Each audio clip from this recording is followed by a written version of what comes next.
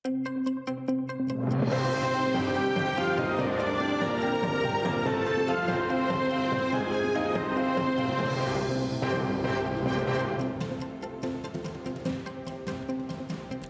година. Час нова на ТР. Ви дивитеся «Заман».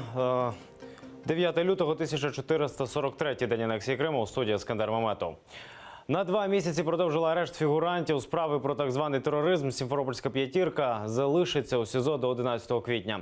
Підконтрольний Кремлю Верховний суд Криму розглядав справу у закритому режимі. Присутні, що прийшли підтримати ув'язнених, написали скарги.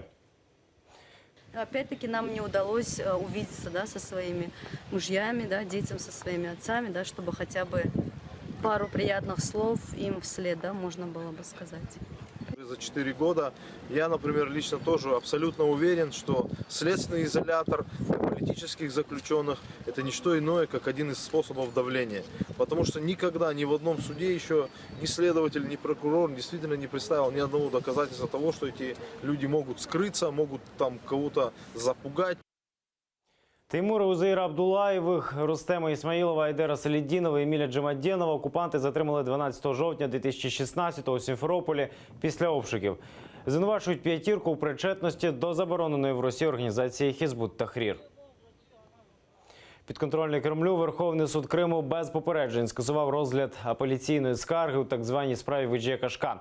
Причина – нібито недопрацювання і помилки у документах. Біля суду зібралися родичі фігурантів так званої справи про вимагання, а також небайдужі співвітчизники.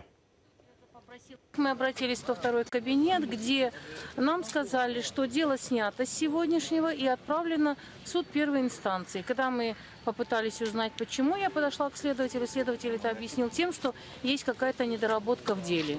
Сегодняшнее заседание по рассмотрению наших апелляционных жалоб опять было отложено в связи с тем, что вчера дело было возвращено повторно в суд первой инстанции для устранения каких-то там недочетов и нарушений.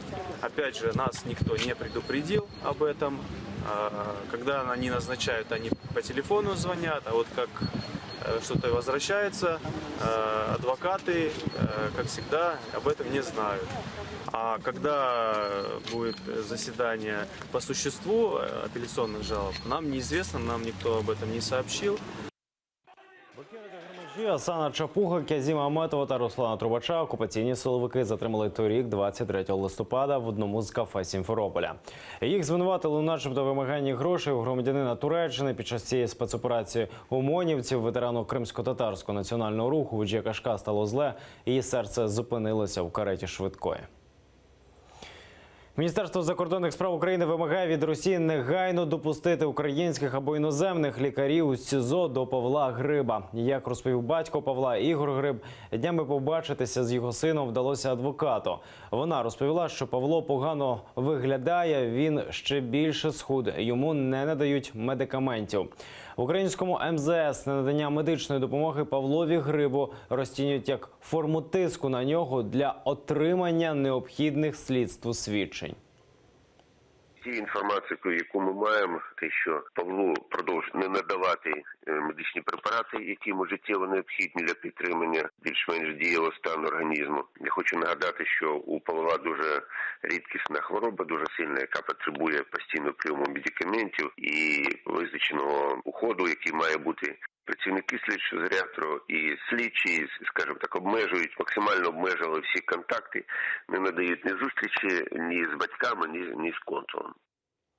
Павло Гриб зник 24 серпня у Білорусі. Туди він поїхав на зустріч з дівчиною, з котрою познайомився у соцмережах. Потім він зник, згодом у вересні стало відомо, що його викрила ФСБ, і Павло Гриб перебуває у слідчому ізоляторі міста Краснодар. В Росії його звинувачують у тероризмі. Генеральна прокуратура України відкрила провадження через зникнення українця. Неукраїнський Крим. На сайті міжнародного перевізника DHL у переліку українських міст жодного кримського. Натомість Сімферополь легко можна знайти у розділі «Російська Федерація». Українські правозахисні організації таку ситуацію називають порушенням Конституції України та неповагою до територіальної цілісності держави. Рада громадської безпеки звернулася до української МЗС. У представництві президента України в Автономній Республіці Крим про ситуацію з DHL знають і обіцяють ініціювати санкції і до конкретного перевізника, і до інших компаній, які незаконно працюють у Криму. Касается компании перевозчика, немецкого перевозчика DHL. На самом деле он на своем официальном сайте разместил информацию, что временно оккупированный Симферополь, Севастополь являются частью России.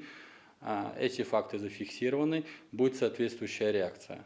Мы сейчас заканчиваем аналитику, мы в этом месяце дадим публично информацию о тех национальных и международных сетях, торговых марках, которые позволяют себе работать на временно оккупированной территории, и скажем, какие меры приняты. В українському МЗС листа Ради громадської безпеки ще не бачили, тому ситуацію з німецьким перевізником поки коментувати не можуть, але обіцяють у ситуації розібратися. Ситуації можуть бути, вони абсолютно є незаконними, протиправними, але нам потрібно бачити цю інформацію. Тому я вам рада просто як або та компанія, на яку ви посилаєтесь, або ви направили запит на МЗС цього питання і привернули увагу підрозділів.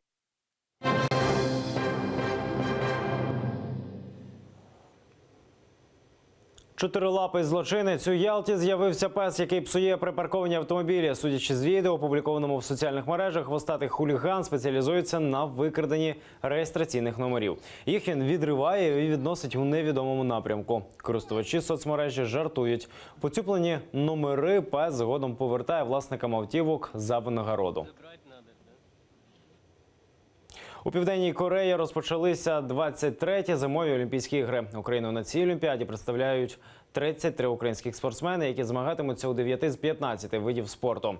Під час відкриття Олімпійських ігор 2018 українська збірна вийшла під 57-м номером.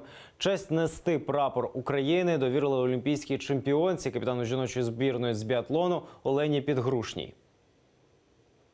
Команди і натхненниці, і сподіваємося на неї також в біатлонних змаганнях. Вона тут, тому що в спринті вона не стартує, але ми, можливо, побачимо її в індивідуальних гонках і не виключено, що в естафеті.